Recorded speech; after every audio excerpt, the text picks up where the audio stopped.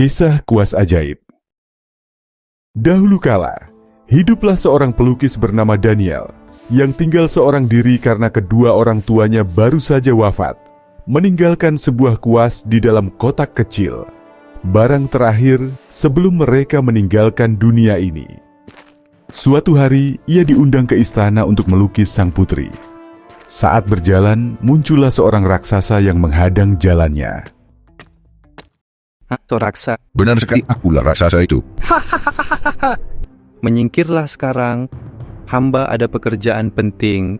Morning sudah telah menyingkir rumah padaku. Apa yang engkau inginkan? Benda yang sedang kau genggam itu. Maksudmu kotak di tangan ini? Benar, berikan selegel padaku. Tidak, itu satu-satunya peninggalan ayahanda. Hamba tak akan memberikannya. Oh begitu, justru itu membuatku semakin ingin memilikinya. Baiklah, kuas dalamnya boleh kau ambil, tapi kotaknya tetap milikku. Oh, sungguh. Baiklah, aku setuju. Aku takkan melukaimu. Berikan saja satu kuas. Silakan ambillah. Aku pergi sekarang. Sidangnya kotak ini mahal mikir. Kuas bisa dicari. Lalu Daniel melanjut ke perjalanan ke istana dan lihat seekor burung hantu nempel di daun. Daniel terus berjalan ke arah istana, lalu melihat seekor burung hantu terperangkap pada tumbuhan. Wahai burung hantu kecil, mengapa engkau menempel di daun itu? Hamba akan menolongmu. Sekarang sudah baik-baik saja. Burung hantu itu mengangguk seolah mengerti. Oh, engkau sungguh mengerti ucapan hamba. Wah, engkau benar-benar memahami perkataan hamba. Tak apa sekarang. Engkau ke jalanmu, hamba ke jalan hamba. Burung hantu itu terbang pergi. Daniel melanjutkan langkah hingga tiba di istana. Salam hormat Paduka, hamba datang untuk melukis sang putri. Pengawal, cepat ambilkan peralatan lukis untuk Daniel. Daniel melukis sang putri dengan penuh ketelitian dan keindahan. Paduka, lukisan ini telah selesai. Sangat indah. Izinkan hamba melihatnya sejenak. Seperti titah Paduka. Hah, angin kencang sekali. Astaga, angin meniup lukisan hamba. Angin membawa lukisan Daniel jauh hingga tak terlihat lagi. Mohon ampun Paduka, hamba akan membuat lukisan baru lagi. Tak mengapa, bukan kesalahanmu. Namun hamba telah membuang waktu Paduka. Tidak apa, engkau boleh melukis hamba sekali lagi. Hamba menerima titah Paduka. Kalau begitu, mulai melukis lagi sekarang. Daniel membuat lukisan baru. Sementara itu, lukisan yang itu terbang di kerajaan dikanya. 47 dan 12 setiap 12 diselias 3 dan 12 lagi batik surya setting. Menteri peserta yang itu, apa isinya? Menteri, periksa kertas terbang itu. Apa itu? Siap, Paduka. Segera.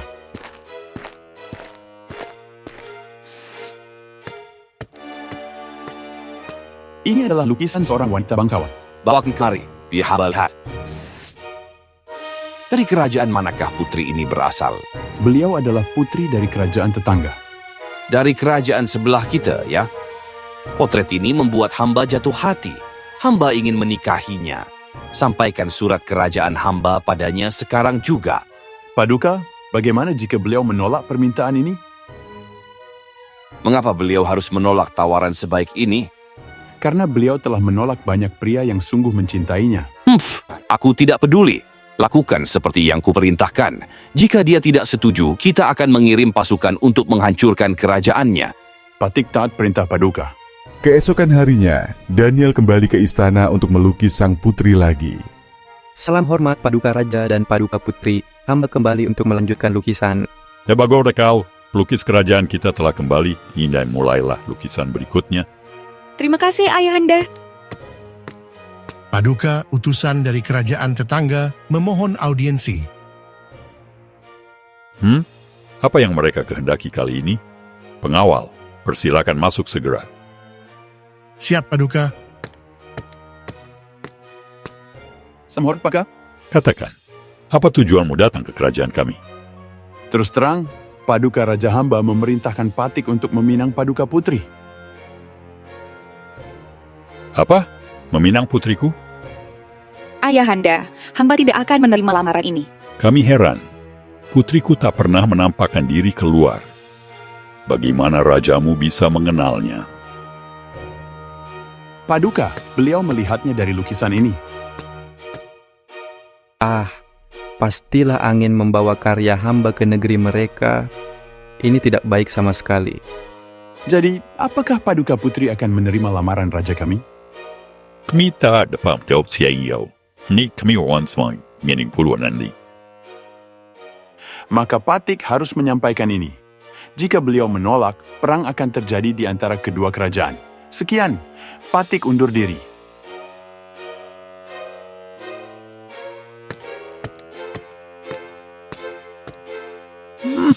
Itu ancaman yang berat. Betapa lancangnya mereka. Ayahanda, hamba sama sekali tak ingin menikah dengan raja itu. Sepertinya kita tak punya pilihan selain berperang. Paduka, jika Paduka kurang sehat, hamba bisa kembali nanti untuk melukis lagi. Hamba sedih mengetahui kita harus menolak lamaran itu. Mereka pasti akan menyerang kita sekarang. Jika perang pecah, apakah kita bisa menang, Paduka? Hamba tidak menyukai perang, dan pasukan kita tak kuat. Jika berperang, kita pasti kalah. Hamba sangat sedih, andai hamba dapat membantu kerajaan ini. Hamba pun demikian. Tapi kita tak boleh tunduk pada mereka yang menindas kita. Benar, jika kita menyerah, mereka akan terus menyakiti kita berulang kali. Daniel pulang dan duduk sendiri, berpikir dalam-dalam. Apa yang harus hamba lakukan untuk menyelamatkan kerajaan ini? Ia melihat ada tulisan pada kotak itu. Tulisan apakah ini? Anakku, jagalah kuas ini baik-baik. Ini kuas ajaib. Apapun yang kau lukis dengannya akan menjadi nyata. Astaga, kuas itu diambil raksasa. Hamba harus mendapatkannya kembali. Tapi jika raksasa tak mau mengembalikan, apa yang harus hamba lakukan? Tiba-tiba, burung hantu yang pernah ia tolong terbang masuk. Wahai burung hantu kecil, engkau kembali? Apakah engkau ingin menunjukkan sesuatu? Daniel mengikuti burung hantu itu masuk ke dalam gua pegunungan. Mengapa engkau membawaku ke sini? Apakah ada sesuatu di dalam gua gelap ini? Gelap sekali, hamba tak bisa masuk sendiri. Burung hantu itu terbang masuk. Ia dapat melihat jelas dalam gelap, lalu kembali membawa gelang ajaib. Wah, gelang apakah ini? Engkau ingin hamba memakainya untuk melawan raksasa, bukan? Daniel berangkat menghadapi raksasa itu. Hei, raksasa jahat, keluarlah, tidak dengar panggilanku. Apa ini berteriak kepada? Jangan ganggu aku sedang tidur. Kembalikan kuas hamba sekarang. Hah, berani sekali kau kembali padaku? Berikan kembali sebelum aku benar-benar marah. Hahaha. Berani mengancamku, akan kutunjukkan kekuatan asliku. Silakan. Daniel mengarahkan gelang ajaib ke raksasa. Gelang itu membesar dan mengikat tangan raksasa dengan kuat. Oh, aduh. Sakit sekali. Sekarang kembalikan kuas ajaibku. Baik-baik, akan ku kembalikan. Lepaskan ini dariku. Sakit sekali. Daniel melepaskan gelang itu dari raksasa. Ini, ambil kembali kuasamu. Bagus, lain kali jangan sakiti orang lain, atau hamba akan berbelas kasihan. Ya, aku janji. Aku takkan menyakiti siapa pun lagi. Pegang janjimu. Sekarang hamba pergi. Dengan kuas kembali, Daniel bergegas ke istana lagi. Paduka, kuas ini ajaib. Apapun yang hamba lukis akan menjadi nyata. Hamba akan melukis prajurit untuk membantu kita berperang. Luar biasa, itu hebat.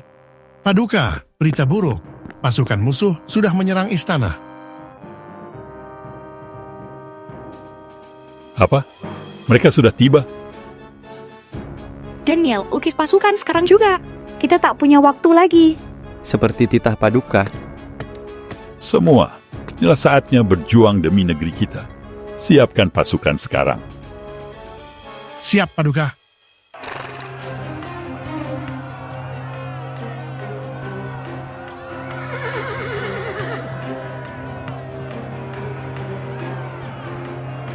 Pasukan, maju serbu sekarang. Sayangnya pasukan sang putri kalah. Musuh berhasil menang. Hahaha. Akhirnya kerajaanmu jatuh ke tangan hamba. Hamba lebih rela mati daripada menikah denganmu. Prajurit, tangkap sang putri sekarang juga. Berhenti, hamba di sini. Tak seorang pun boleh melukai beliau. Apa? Siapa kau berani bicara begitu pada raja? Prajurit, tangkap dia. Lalu kita kirim pasukan raksasa untuk menghancurkan kalian semua. Siap, Paduka. Hamba akan memanggil pasukan raksasa kita untuk mengalahkanmu. Hahaha. Apa? Lukisan itu? Itu pasukanmu? Hahaha. Pasukan raksasa, muncullah sekarang. Hah, mengapa mereka tak muncul? Daniel, apakah engkau baik-baik saja? Tolong jangan mati. Maafkan hamba. Hamba tak bisa melindungimu. Pergilah, selamatkan diri Paduka, biar hamba yang menahan mereka. Engkau terluka parah. Apa yang bisa kau lakukan seperti ini? Hamba takkan meninggalkanmu. Cukup, tangkap sang putri sekarang juga. Air mata sang putri jatuh ke lukisan. Dan tiba-tiba pasukan raksasa di lukisan itu menjadi nyata. Paduka, ini nyata. Pasukan raksasa hidup. Astaga, mundur. Tarik semua pasukan sekarang. Pasukan raksasa itu mengusir pasukan raja jahat dan memulangkan mereka. Paduka, hamba akan melukis obat suci untuk menyembuhkan yang terluka dan membangkitkan yang gugur. Daniel selesai melukis ramuan itu. Lalu ia meneteskan air mata sang putri ke dalamnya. Dan ramuan suci itu menjadi nyata dan menyembuhkan semua orang sekaligus. Daniel, jasamu telah menyelamatkan negeri kita. Sebagai hadiah, aku anugerahkan tangan putriku dan menobatkanmu menjadi raja berikutnya. Terima kasih, Paduka. Terima kasih, Ayahanda. Akhirnya, pernikahan agung itu berlangsung meriah. Pasukan raksasa berjaga dan tak ada musuh berani kembali. Pelajaran, kesombongan seperti raja jahat itu akan selalu berakhir dengan kehancuran.